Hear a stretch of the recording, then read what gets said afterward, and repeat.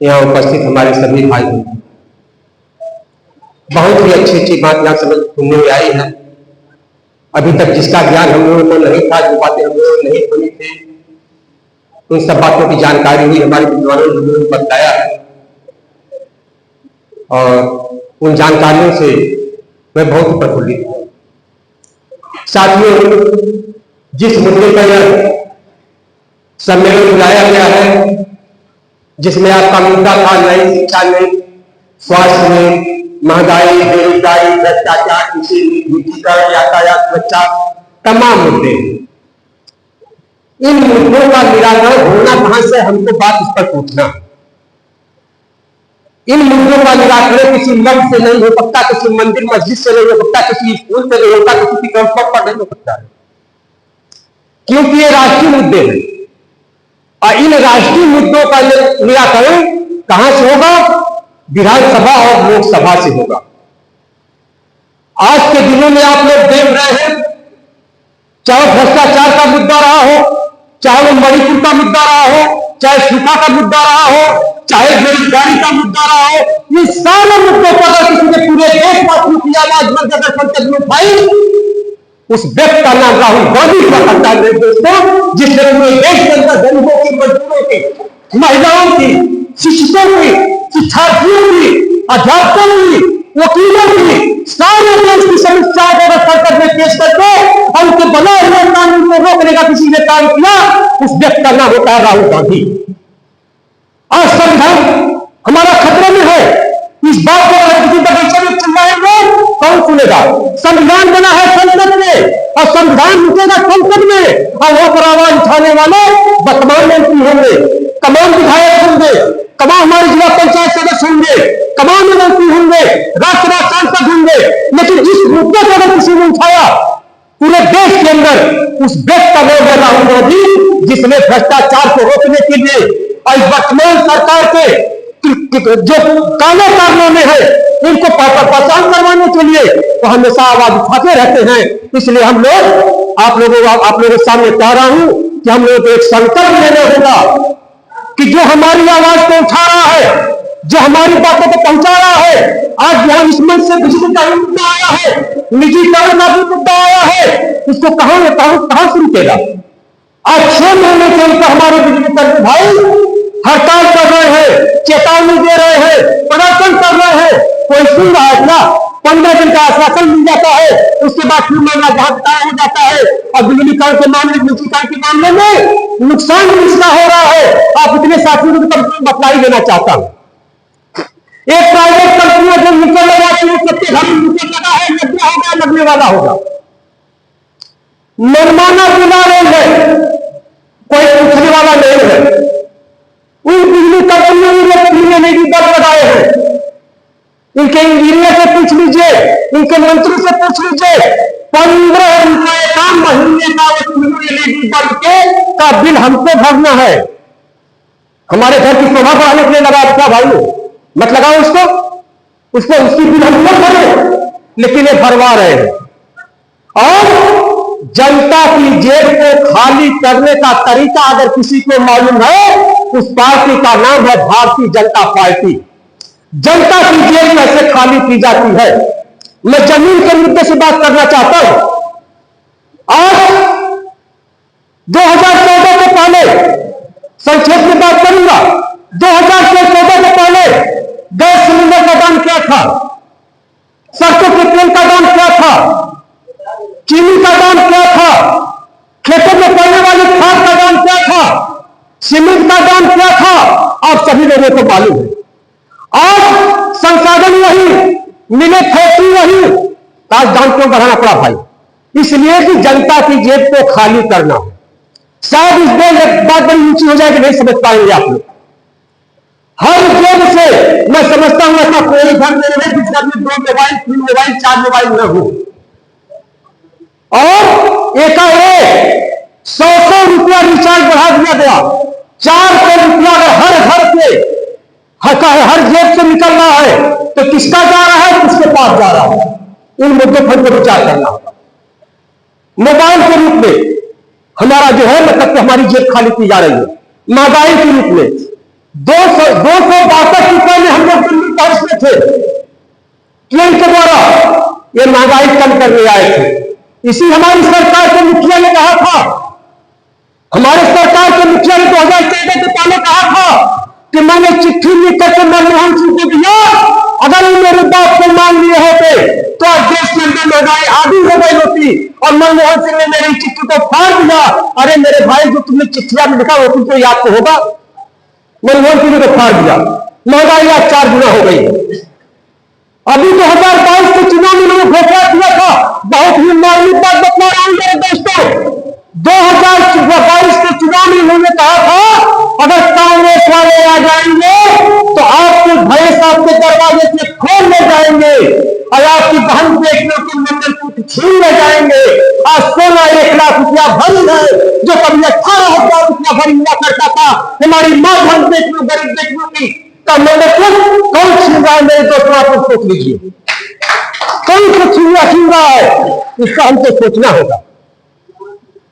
मैं कहना चाह रहा हूं 30 जनवरी 2020 की बात है, केरल में राहुल गांधी ने कहा था जब कोरोना आने से पहले कि देश में एक स्वास्थ्य सुनामी आने वाली है, सरकार इस पर ध्यान दे, इस पर इसका जो है इसकी जांच कराए।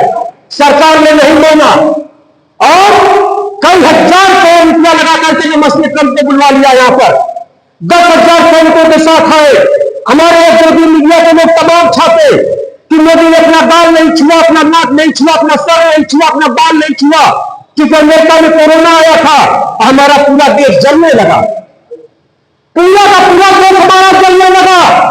वह कोरोना की बीमारी ऐसी महामारी तक हमारे देश में आई कि हम अपने खास लोगों का लाश नहीं छू पा रहे थे, अस्पतालों में देखने के लिए दवा नहीं मिल रही थी, लगाने के लिए ऑक्सीजन नहीं मिल रहा था, घाटे में निकलना नहीं मिल रही थी। उस कोरोना बीमारी ने हमारे देश में ऐसी तबाही मचाई, इसका जिम्मेदार कौन था? कौन था जिम्मेदार? कौन लाया ट्रंप को? कौन लाया अमेरिका में कोरोना फैलाया था 10,000 हिंदुस्तान के अंदर? मेरे साथियों, इस पर सोचना होगा। बिना सोचे समझे सारी बातें कर जाते हैं। नोटबंदी करके हमारे देश में जो आर्थिक तबाही लाई गई, सभी लोग वांछित है। इसी अभ्यर्थी के पास घटना है 27,000 रुपया पुरानी नोट एक गरीब के घर में थी, उसका लड़का बीमार हो गया, डॉक्टर ने पुराने नोट लेने से इंकार कर दिया, अगल बगल गांव में किसी के पास थी नहीं नोट, और उसका लड़का पैसे के अभाव में 27,000 रुपया उसके खून पसीने की गाड़ी कमाई उसके घर में पड़ी हुई थी, और उसका खून का बेटा कलेजे का टुकड़ा डॉक्टर के यहाँ मर जाता है। मेरे दोस्तों, उसकी कौन जिम्मेदारी लेगा? पूरे उत्तर प्रदेश में आप गूगल से पूछ लीजिए, मीडिया से पूछ लीजिए, 106 लोग नोटबंदी की लाइन में कतार लगाने से मरेंगे हैं, लेकिन इस पर कोई किसी ने शब्द का तकलीफ नहीं किया। अभी 2 दिन पहले की बात बता रहा, हमारे राहुल गांधी चिंता रहे हैं कि देश में आर्थिक मंदी की सुनामी आने वाली है। यह सही है मेरे दोस्तों, देश में आर्थिक मंदी की सुनामी आने वाली है, उसके पर सचेत हमको होना है। इस बात को अगर कोई चिल्लाने वाला है संसद के अंदर तो राहुल गांधी जी है। मैं आप लोगों से निवेदन करने आया हूं, रिक्वेस्ट करने आया हूं, खुद मेहनत कर लीजिए, खुद सोच लीजिए, खुद विचार कर लीजिए, बहस कर लीजिए, दिया कर लीजिए, लिख अपने जेबों में रख लीजिए। लेकिन आने वाले दिनों में अगर इस देश का कोई भला चाहने वाला है, इस देश की कोई महबूबियत चाहने वाला है, इस देश के गरीबों की बात कोई जानने वाला है, अमीरों की बात कोई जानने वाला है, महिलाओं की बात कोई जानने वाला है, व्यापारियों की बात कोई जानने वाला है, तो कांग्रेस के नेता राहुल गांधी के अलावा किसी की जुबान आज तक नहीं खुली है, चाहे देश का कोई भी बड़ा नेता हो, प्रदेश का कोई भी बड़ा नेता हो। सभी लोग आज लोग देखते हैं जो अंग्रेजों के जमाने में हुआ करता था, महात्मा गांधी आवाज उठाए अंग्रेजों के खिलाफ, उनसे मुकदमा चला दो, उनको बंद कर दो। जवाहरलाल नेहरू ने आवाज उठाई, उनके पर मुकदमा चलाओ, उनको बंद कर दो। भगत सिंह, चंद्रशेखर आजाद, राजगुरु, तमाम ऐसे लोग थे जिन्होंने देश की मजबूती के लिए अगर आवाज उठाई तो उस आवाज को जेलों में बंद करने का काम किया गया, उनके ऊपर मुकदमा चलाने का काम किया गया। उसी प्रकार से मेरे दोस्तों यह सरकार कर रही है। अगर हम सरकार से सवाल पूछते हैं मैंने वोट दिया है, आपने वोट दिया है, हमारे और आपके सरकार बनी हुई है। अगर इस सरकार से हम सवाल पूछते हैं तो हमारे ऊपर मुकदमा चलाया जाता है। मेरे दोस्तों, हमको जेलों में बंद करने का काम किया जाता है। अभी राहुल गांधी की कहानी आपको मालूम है, उन्होंने सवाल पूछा था संसद में, इनकी सदस्यता समाप्त कर दी गई, इनका बल्ला खाली कर दिया गया। लेकिन वाह मेरे देश की जनता, आप लोगों को मैं धन्यवाद देना चाहता हूं। इनकी कानून एक तरफ रह गई, इनका नियम एक तरफ रह गया, इनकी चुनाव आयोग की कानून एक तरफ रह गई। इस देश की जनता ने उसके दुगना वोट से राहुल गांधी को जिताकर फिर कर दे देगा और कहा मोदी मैं तुम्हारी जबान से डरने वाला नहीं हूं।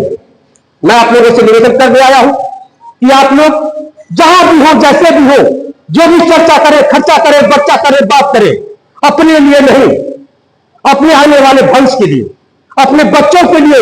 अभी कह रहे थे हमारे योगेंद्र यादव नेताजी, ये आने वाली पीढ़ी हमारी पूछेगी। हाँ दोस्तों, आने वाली पीढ़ी अपने पूछेगी कि अगर हम आने वाली पीढ़ी से पूछेगी कि जब तुम्हारा देश बर्बाद हो रहा था, हमारा देश बर्बाद हो रहा था, रोजगार छीने जा रहे थे, महिलाओं पर अत्याचार हो रहा था, तब तुम कर क्या रहे थे? भगत सिंह की तरह फांसी क्यों नहीं चढ़ गए? चंद्रशेखर आजाद की तरह मर क्यों नहीं गए? मेरे दोस्तों, आज हमको मरना है, नहीं आज हमको फांसी पर चढ़ना है। लेकिन आज हमको अब एक सुर के सुर मिलाना है और एक शब्द से शब्द मिला करके हमको एक एकता दिखाना है। मेरे साथियों, बहुत सारी बातें हमारे विद्वान साथियों ने यहाँ पर कही है और उनकी बातों को क्या कहूं, एक बात और मुझसे थोड़ा सा लगी थी।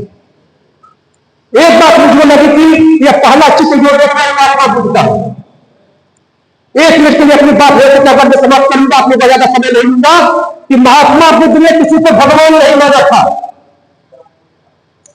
गारंटी है, महात्मा बुद्ध ने किसी व्यक्ति को भगवान नहीं माना था, किसी मूर्ति को भगवान नहीं माना था, किसी मंदिर को भगवान नहीं माना था।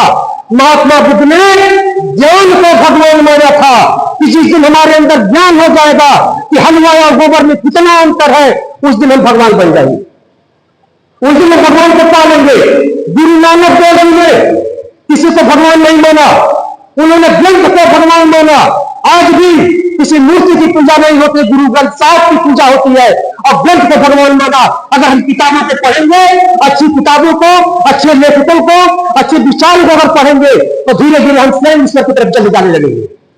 बाबा गुरु गोरखनाथ ने उन्होंने कहा पिंडे से ब्रह्मांडे, पिंडे से ब्रह्मांडे, ईश्वर हमारे शरीर के अंदर ही है। जिस दिन यह ईश्वर निकल जाएगा, यह मुन्नू मार खड़ा होकर के अपनी जबान से नहीं बोल पाएगा।